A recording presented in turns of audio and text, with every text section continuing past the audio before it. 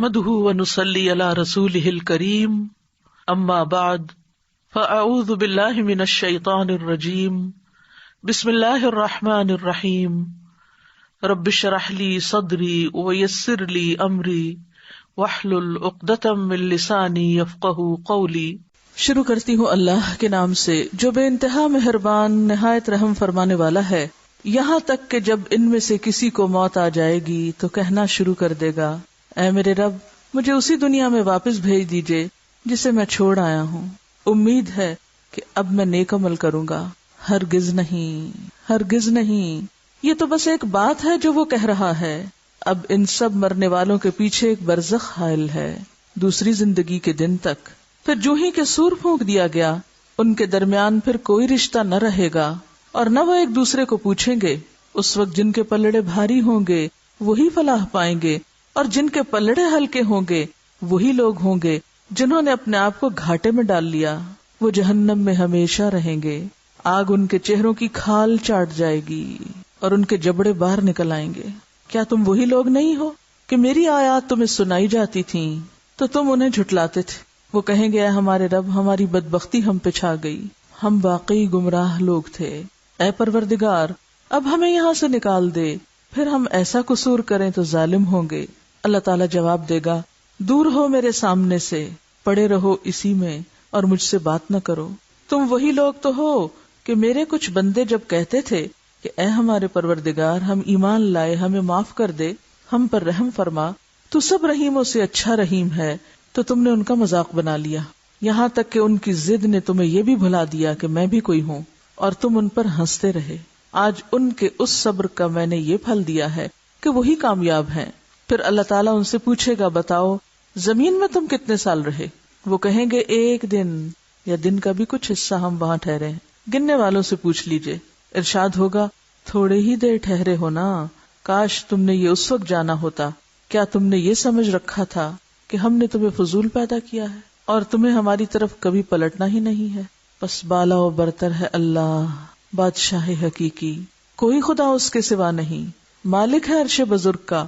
اور جو کوئی اللہ کے ساتھ کسی اور کو معبود پکارے جس کے لیے اس کے پاس کوئی جواز نہیں، اس کے پاس کوئی دلیل نہیں، تو اس کا حساب اس کے رب کے پاس ہے۔ ایسے کافر کبھی فلاح نہیں پا سکتے۔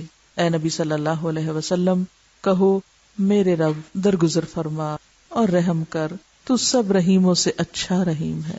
حتی اذا جاء احدہم الموت، یہاں تک کہ جب ان میں سے کسی ایک کی موت کا وقت آ جاتا ہے، وہ ایک میں اور آپ بھی ہو سکتے ہیں اور ہوں گے، موت تو یقینی ہے، ہر ایک کا وقت آنا ہے۔ تو موت کے وقت انسان کا حال کیا ہوتا ہے، کیا کہتا ہے؟ قال رب ارجعونی، یا رب یہ فرشتے مجھے چھوڑیں، مجھے واپس جانے دیں۔ ارجعو جمع کا صیغہ ہے، اللہ یہ مجھے چھوڑ دیں، میں جانا چاہتا ہوں۔ کہاں جانا چاہتا ہوں؟ دنیا میں واپس جانا چاہتا ہوں۔ کیوں؟ لعلی اعمل صالحا، شاید کہ میں کچھ نیک کام کر لوں۔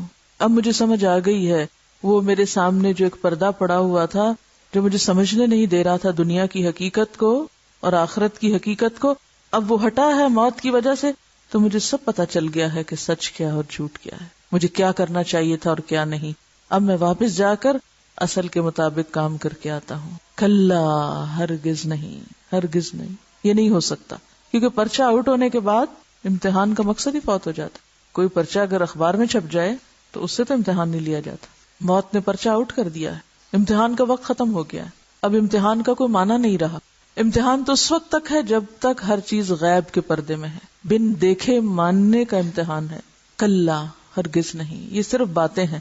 انہا کلمۃ ھو قائلھا، یہ تو بس باتیں ہیں جو یہ بنا رہا ہے، اس کی حقیقت کچھ نہیں، کیونکہ اگر اس نے کچھ کرنا ہوتا تو یہ پہلے ہی کر لیتا۔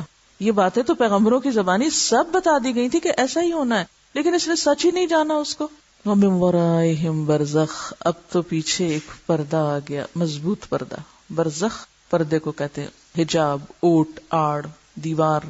اب تو دنیا پیچھے رہ گئی، اب تمہارے درمیان اور دنیا کے درمیان مضبوط رکاوٹ آ گئی، اب واپس نہیں جا سکتے، دروازہ بند ہو گیا، نو ریٹرن۔ اب کب تک تم یہاں بند ہو؟ الی یوم یبعثون، جب تک سب لوگ دوبارہ نہ اٹھائے جائیں، اب یہیں رہو گے۔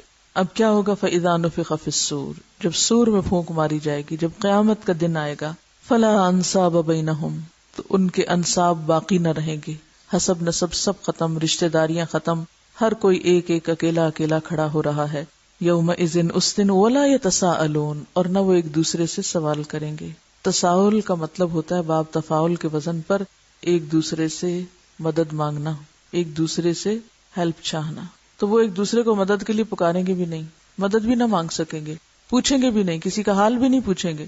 فمن ثقلت موازینہ، تو جس کی نیکیوں کے پلڑے بھاری ہو گئے، فاولئک ھم المفلحون، وہی اصل میں کامیاب ہونے والے ہیں. آج تو فیصلہ تمہارے اعمال کی بنیاد پر ہے کہ لے کر کے آئے ہو، اس کا وزن کراؤ. ومن خفت موازینہ، اور جس کے پلڑے ہلکے ہو گئے، فاولئک الذین خسروا انفسہم، یہی وہ لوگ ہیں بدقسمت جنہوں نے خود کو نقصان میں ڈال دیا. فی جہنم خالدون، اب تو یہاں یہ ہمیشہ ہمیشہ کے لیے رہیں گے اسی جہنم میں. کیسی ہے وہ جہنم؟ تلفح وجوہہم النار، آگ ان کے چہروں کو چاٹ ڈالے گی، جلس دے گی. وہم فیہا کالحون، اور وہ اس میں بد شکل ہو کر رہ جائیں گے، یعنی ان کی شکلیں بگڑ جائیں گی. کلوح کہتے ہیں ہونٹوں کا سکڑنا اور دانتوں کا باہر آنا. عبداللہ بن عباس سے کسی نے پوچھا تھا کہ کالحون کا مطلب کیا تھا؟ آپ نے فرمایا کبھی تم نے بکرے کی بھنی ہوئی سری دیکھی ہے؟ کبھی عید کے موقع پر آپ نے بھی ایسا نظارہ دیکھا ہو کہ لوگ سری کے بال اتارنے کی بجائے اس کو جلا کے بھون کے اس کو صاف کرتے ہیں، اور اس میں کتنی سلوٹیں پڑی ہوتی ہیں، کالی سیاہ ہو رہی ہوتی ہے، بکرے کے دانت باہر سے خوفناک ہیبتناک چیز، آنکھیں اندر ختم ہو چکی ہوتی ہیں، یعنی کہ انسان تصور میں بھی لائے تو ڈر جائے. تو جہنم میں جاتے ہی انسانوں کے چہرے اتنے بھیانک ہو جائیں گے، یعنی آنکھیں ان کی ختم، سکن ختم، دانت باہر، کھوپڑیوں کی کھوپڑیاں، اور وہ بھی جلی بھنی ہوئی، کس قدر بھیانک شکل. اس وقت جب یہ سزا انہیں ملے گی اور ان کی شکلیں بگڑیں گی تو ان کو ایک بات یاد دلائی جائے گی. وہ کہیں گے یا اللہ نکال یہاں سے. اللہ تعالیٰ فرمائیں گے ذرا یاد کرو اس وقت کو، الم تکن آیاتی تتلا علیکم، کیا میری آیات تمہیں پڑھ کے نہیں سنائی جاتی تھی؟ یعنی یہ چہرے کن کے بگڑیں گے؟ جو سب کچھ جانتے ہوئے انجان بن گئے. تم پہ میری آیتیں پڑھ کے سنائی جاتی، تمہیں سب پتا تھا، تمہیں سنا ہوا تھا، فکنتم بہا تکذبون، سنا کے تم جھٹلا ڈالتے تھے، یقین نہیں کرتے تھے، سنی انسنی کر دیتے تھے. قالو، وہ کہیں گے ربنا غلبت علینا شقوتنا، اللہ ہماری بدبختی ہم پہ غالب آ گئی، یہ ہماری بدقسمتی تھی کہ ہم نے نہ سنا نہ مانا. وَكُنَّا قَوْمًا ضَالِّينَ، اور ہم تو بہکے ہوئے لوگ تھے، بھٹکے ہوئے لوگ تھے، اپنے اصل مقصد سے ہی غافل تھے، ہماری تو ساری کوششیں کسی اور ہی سمت لگی ہوئی تھی. ربنا اخرجنا منہا، یا اللہ ہمیں اس سے نکال، اس سے ہمیں نکال. فَإِنْ عُدْنَا، اب ہم وعدہ کرتے ہیں کہ اگر ہم پھر لوٹے، اگر ہم نے ایسے ہی کام کیے، فَإِنَّا ظَالِمُونَ، تو ہم ہی ظالم ہوں گے. تو اللہ تعالیٰ فرمائیں قَالَ اخْسَوْا فِيهَا، فرمائیں کہ دور رہو اسی میں. عربی میں اخسا کہتے ہیں کتے یا سور کو دھتکارنے کو، جیسے ہمارے ہاں بھی کتے کو دھر دھر کہتے ہیں نا. دھر دھر کیا کلمہ ہے؟ دھتکارنے کا. تو کوئی شخص اللہ کی جناب میں فریاد بھی شروع کرے گا تو اللہ تعالیٰ اس کی بات بھی نہیں سنے گے، ایسے ہی اس کو دھتکار دیں گے جیسے دنیا میں کوئی کتے کو دھتکارتا ہے کہ جاؤ جاؤ یہاں سے، ولا تکلمونی، مت بات کرو مجھ سے، تم تو بہت ہی ظالم ہو. کیا ظلم تھا ان کا؟ انہ کان فریق من عبادی، میرے بندوں میں سے ایک گروہ، یقولون، جو کہتا تھا ربنا آمنا، یا رب ہم مان گئے، فاغفر لنا، تو ہمیں بخش دے، ورحمنا، ہم پہ رحم فرما، وانت خیر الراحمین، اور تو بہترین رحم کرنے والا ہے، سب سے بڑھ کر رحیم ہے. یعنی جنہوں نے آخرت کو حقیقت مانا، موت کو یقینی چیز سمجھا، اس کے لیے تیاری کی، اور اپنی کوتاہیوں پہ ہمیشہ نظر رکھی، اور اپنے آپ کو قصوروار قرار دیتے رہے اور معافیاں مانگتے رہے، رحم کی درخواست کرتے رہے، لوگ ان کو بے وقوف سمجھتے رہے. فاتخذتموہم سخریہ، تم نے ان کو ایک مذاق بنا لیا. سخریہ لطیفے کی طرح کی چیز کو کہتے ہیں، جیسے لطیفہ ہماری زبان میں بولتے ہیں، اسی طرح سخریہ، تم نے ان کو لطیفہ سمجھا، ہنسنے کی چیز. لطیفہ سن کے جیسے ہنسا جاتا ہے نا، تم نے ان کو کوئی کھیل تماشا سمجھا تھا، ان کی زندگی کو تم نے ایک لطیفہ بنا لیا تھا کہ جن کے اعمال کو، جن کی باتوں کو، جن کی دعاؤں کو سن کے تم ہنستے تھے. حتی انسوکم ذکری، اور تم اتنے حد سے گزرے کہ تمہیں میری یاد بھی بھول گئی، میرا ذکر بھی بھول گیا کہ یہ تو میرے احکام ہیں. وَكُنْتُم مِّنْهُمْ تَضْحَكُونَ، اور تم ان پر ہنسا کرتے تھے، یعنی ان کے اس طریقہ زندگی پر کہ وہ اپنے رب کو پکارتے ہیں اور اپنی غلطیوں کا اعتراف کرتے ہیں اور خود کو قصوروار سمجھتے ہیں. انی جزیتہم اليوم بما صبروا، میں نے آج ان کو ان کا بدلہ دے دیا اس لیے کہ انہوں نے صبر کیا، ان کے صبر کی وجہ سے، کہ تمہاری باتیں سن کے انہوں نے اپنا کام نہیں چھوڑا تھا، اپنا راستہ نہیں چھوڑا تھا. صبر یہی تو ہے کہ انسان نیکی کا جو ارادہ کر لے وہ لوگوں کی باتوں اور مذاق اڑانے پہ توڑ نہ دے، چھوڑ نہ دے، کبھی بھی شیکی نہ ہو پھر اس میں. ہلے نہ اپنی جگہ سے. تو صبر کیا ہے؟ نیکی کے کام پر استقامت اختیار کرنا، چاہے ساری دنیا ساتھ چھوڑے تو کیا، مذاق بھی اڑائے. انہم هم الفائزون، دیکھو ان کا بدلہ، وہی کامیاب ہونے والے ہیں. قال کم لبثتم فی الارض عدد سنین، اب ذرا یاد کرو دنیا میں کتنا رہ کے آئے ہو، کتنے سال جیے ہو کہ تم نے دنیا سے دل لگا لیا تھا. قالوا لبثنا یوما او بعض یوم، اس وقت کو کہیں گے کہ ایک دن یا دن کا بھی کچھ حصہ، پورا دن بھی نہیں. فصل العادین، گننے والوں سے آپ پوچھ لیں. قال ان لبثتم الا قلیلا، اللہ تعالیٰ فرمائے گا ہاں واقعی تھوڑا رہے ہو. لو انکم کنتم تعلمون، کاش تمہیں دنیا میں پتا ہوتا، کاش یہ بات تمہیں دنیا میں معلوم ہوتی، کاش وہاں تمہیں سمجھ آ جاتی کہ تھوڑے دن کے لیے آئے ہو تو اس بڑے دن کے لیے تھوڑے کو قربان کر دیتے. افحسبتم، کیا تم نے یہ سمجھا تھا، انما خلقناکم عبثا، کہ ہم نے تم کو ایسے ہی بیکار پیدا کر دیا، فضول میں، بے مقصد. عبث کیا ہوتا ہے؟ بس ایسے ہی بیکار کھیل کود. یہ تم سمجھتے تھے اللہ تعالیٰ نے یہ آسمان بنایا، زمین بنائی، زمین پہ لوگوں کو بھیجا، وہ جو جی میں آئے کریں اور پھر چلے جائیں یہاں سے، اور کچھ بھی نہ ان پہ گزرے، کوئی حساب کتاب نہ ہو. پھر تو یہ ایک بڑی بیکار سی بات لگتی ہے کہ اتنے لوگ زمین پر ہوں، ان کے کھانے پینے کا انتظام ہو، ان کے سب چیزوں کا. تو دنیا میں رہنے کا یہ انداز نہیں، یہ سارا انتظام اس لیے تھوڑی کیا گیا کہ آپ آئیں یہاں اور تفریح فرمائیں. تو اگر دنیا میں کسی ایک عمارت میں آپ کو اس لیے اجازت نہیں مل سکتی کہ آپ یہاں تفریح کرنا چاہتے ہیں، تو آپ نے اپنی ساری زندگی کو تفریح بنا لیا بے مقصد، کہ کوئی مارے، کوئی پیٹے، کوئی روئے، کوئی دھوئے، کسی پہ ظلم ہو، کوئی ظلم کرے اور آخر میں سب کو ختم کر دیا جائے. یہ کیا بات ہوئی؟ کوئی جزا سزا ہی نہ ہو، کوئی رزلٹ ہی نہ ہو. افحسبتم انما خلقناکم عبثا وانکم الینا لا ترجعون، اور تم سمجھتے تم ہمارے پاس نہیں آؤ گے واپس. فتعالی اللہ الملک الحق، تو بہت بلند ہے اللہ جو حقیقی بادشاہ ہے کہ اس طرح کے بیکار کام کرے اور ایسی دنیا بنائے جس کا کوئی انجام نہ ہو. فتعالی اللہ الملک الحق، ان ساری باتوں سے اللہ بہت بلند ہے. لا الہ الا ہو، اس کے سوا کوئی الہ نہیں. رب العرش الکریم، عزت والے عرش کا مالک. ومن یدع مع اللہ الہا آخر، جو اللہ کے سوا کسی دوسرے کو الہ پکارے، لا برہان لہ بہ، جس کی اس کے پاس کوئی دلیل نہیں، فانما حسابہ عند ربہ، اس کا حساب اس کے رب کے پاس اس کو دینا پڑے گا، اس کا حساب لیا جائے گا. جو اللہ کے سوا کسی اور کو اپنا معبود سمجھے وہ چھوڑ نہیں دیا جائے گا. انہ لا یفلح الکافرون، بات یہ ہے کہ کافر فلاح نہیں پاتے. وقل، اور آپ کہیے، کس کو کہا جا رہا ہے؟ نبی صلی اللہ علیہ وسلم. کیا کہا کیجئے؟ رب اغفر، اللہ معاف کر دے، اللہ بخش دے. اور آپ کتنا پڑھتے تھے استغفار؟ دن میں 70 اور 100 بار. رب اغفر وارحم، اللہ بخش دے، رحم فرما. وانت خیر الراحمین، اور تو سب سے بڑھ کے رحم فرمانے والا ہے، کیونکہ تیری رحمت کے بغیر تو بخشش ہو نہیں سکتی. صرف اعمال اور کوششیں کافی نہیں اس بڑی جزا کو پانے کے لیے. جنت میں تو ایک کوڑا رکھنے کی قیمت دنیا و مافیا سے بہتر ہے. ہمارے پاس وہ کون سے عمل ہوں گے کہ جہاں ہم اتنی بڑی جنت خرید سکیں؟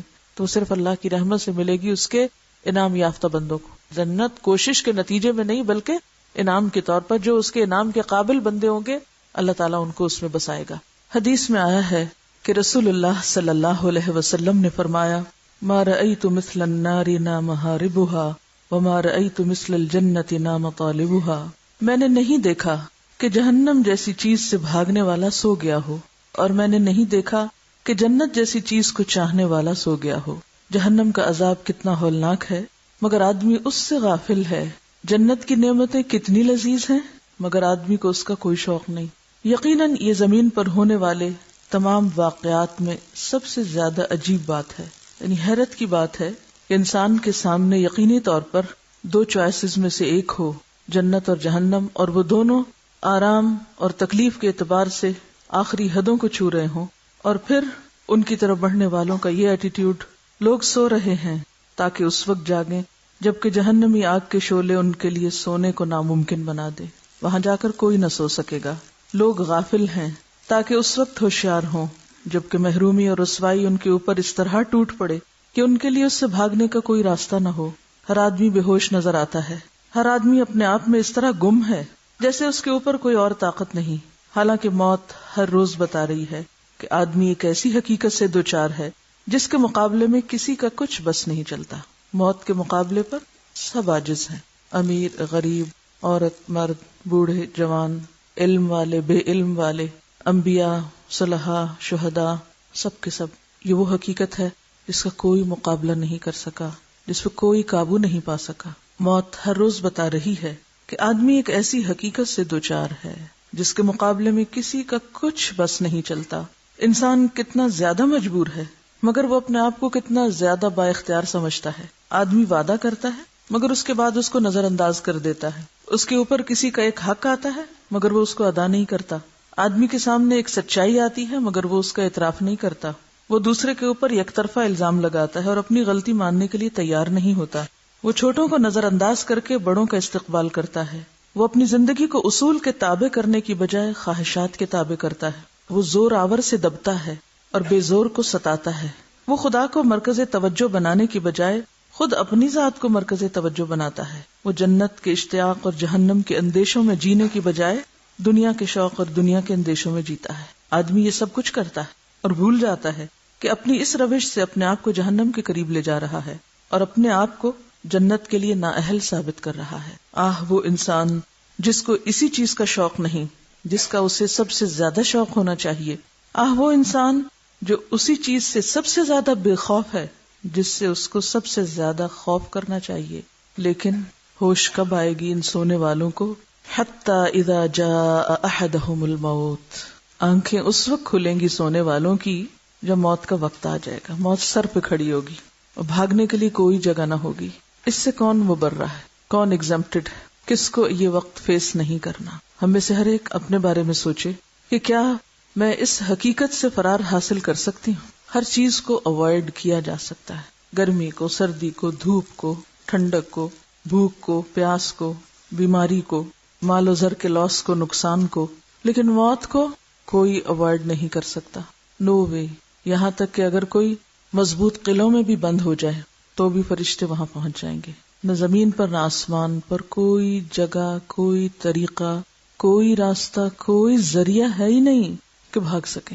یہ گرفتاری لازمی ہے. انسان غم کھاتا ہے، پریشان ہوتا ہے، دکھی ہوتا ہے دنیا کی گرفتاریوں پر کہ مجھے پکڑ نہ لیا جائے. لیکن وہ پکڑ جو ہر ایک کے لیے، کل نفس ذائقۃ الموت، ہر ایک کو یہ ذائقہ چکھنا ہے، ہر ایک کو یہ کڑوا گھونٹ پینا ہے، ہر ایک کو اسی دروازے سے گزرنا ہے. کوئی دوسرا دروازہ بھی نہیں. چاہے آپ نیک ہو کے جیئیں یا بد ہو کے جیئیں، گزرنا ایک ہی رستے سے ہے. اسی لیے احد کا لفظ آیا یہاں پر. حتی اذا جاء احدهم الموت. ان میں سے کسی ایک کے پاس جب موت آتی ہے، اگلی دنیا کا دروازہ کھلتا ہے. وہ حقائق نظر آنے لگتے ہیں جو آج تک دیکھے نہ گئے، جن کے بارے میں سوچا ہی نہیں، جن کے بارے میں خیال بھی نہیں گزرا، جن کو کبھی اہمیت بھی نہیں دی گئی. حتی اذا جاء احدهم الموت. جس کی تیاری ہی نہیں کی، وہ وقت آ پہنچا اور اچانک آ گیا. کیسا ہے یہ وقت؟ جدائی کا، دنیا سے جانے کا، چھوڑنے کا. حتی اذا جاء احدهم الموت قال رب ارجعونی. اس وقت انسان کہتا ہے یا رب واپس بھیج.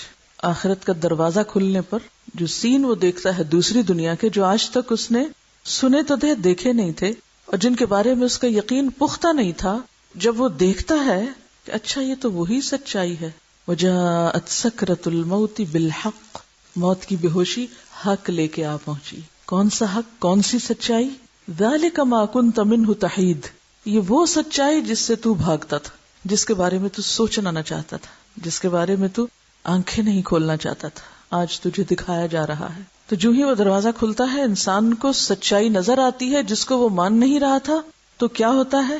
فوراً بلبلانے لگتا ہے قال رب ارجعونی. تو اس وقت خواہ انسان غصہ کرے، خواہ لڑائی کرے، خواہ روئے دھوئے، خواہ بلبلائے، کچھ بھی کرے، خواہ فریادیں کرے، منتیں کرے، سماجتیں کرے، عاجزی اور زاری کرے، آہیں بھرے اور کہے یا رب مجھے واپس بھیج. اب مجھے یقین آ گیا. اور کیوں واپس بھیج؟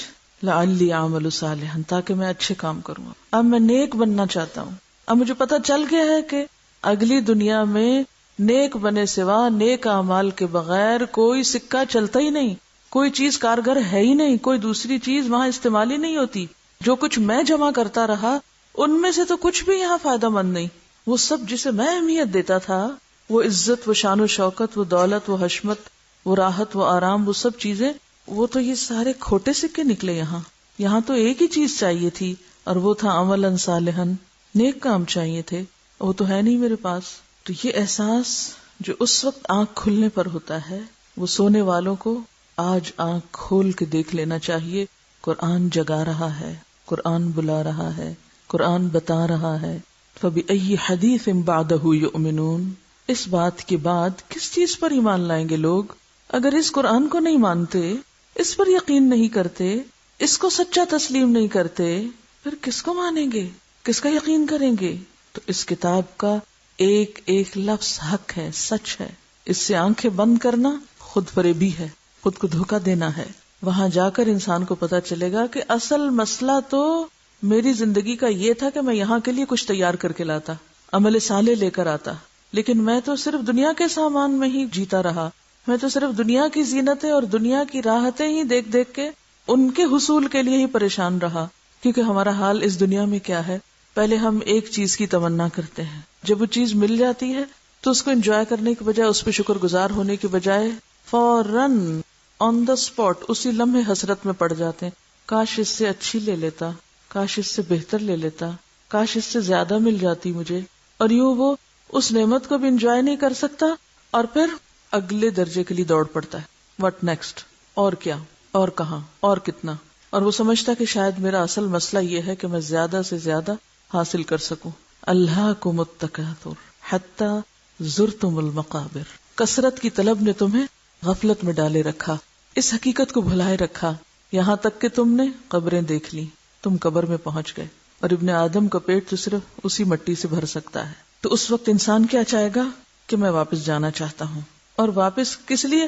اس لیے نہیں کہ میں ذرا رشتہ داروں سے ملنا چاہتا ہوں، وہ میرے بچے چھوٹے رہ گئے ہیں پیچھے، وہ میری ماں کی خدمت کرنے والا کوئی نہیں، وہ میرا کاروبار کون دیکھے گا، وہ میری جاب کا کیا ہوگا، وہ جہاں میں باس تھا دفتر میرے بغیر چلتا نہیں تھا، اس دفتر کا کیا بنے گا، میرے بغیر تو محفلیں نہیں سجتی تھی، ان محفلوں کا کیا ہوگا. کوئی نہیں یہ سوچے گا. جن چیزوں کا ہم آج سوچتے ہیں نا کہ میں انڈسپینسیبل ہوں، میرے بغیر دنیا کا نظام نہیں چل سکتا، اگر میں نہ ہوئی تو پتہ نہیں کیا ہو جائے گا، یہاں قیامت آ جائے گی. کوئی قیامت نہیں آئے گی، سب کچھ اسی طرح چلتا رہے گا.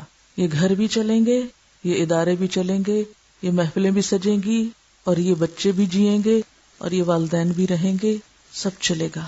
یہ دھوکا ہے ہمارا کہ ہمارے بغیر کچھ ہو نہیں سکتا، ہم بڑے اہم ہیں.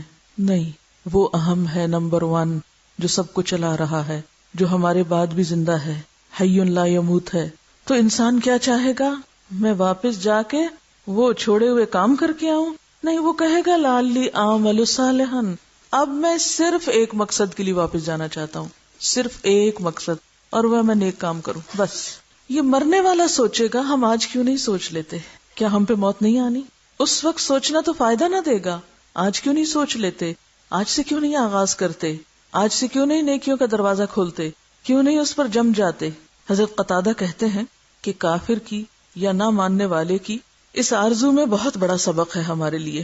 وہ دنیا میں خاندان قبیلے کے پاس جانے کی آرزو نہیں کرے گا، بلکہ نیک کام کرنے کی آرزو کرے گا. کاش مجھے نیکی کا موقع مل جائے. کبھی آپ نے سوچا کہ بستر مرگ پر، ڈیتھ بیڈ پر پڑا ہوا شخص جو مر چکا ہو، اگر اس سے پوچھا جائے اور وہ جواب دے سکے کہ اس وقت تمہاری سب سے بڑی خواہش کیا ہے، اگر تمہیں زندگی ملے تو تم کیا کرو گے؟ حالانکہ وہ اس کو ملنے والی نہیں، لیکن اگر اسے کہا جائے کہ تمہیں زندگی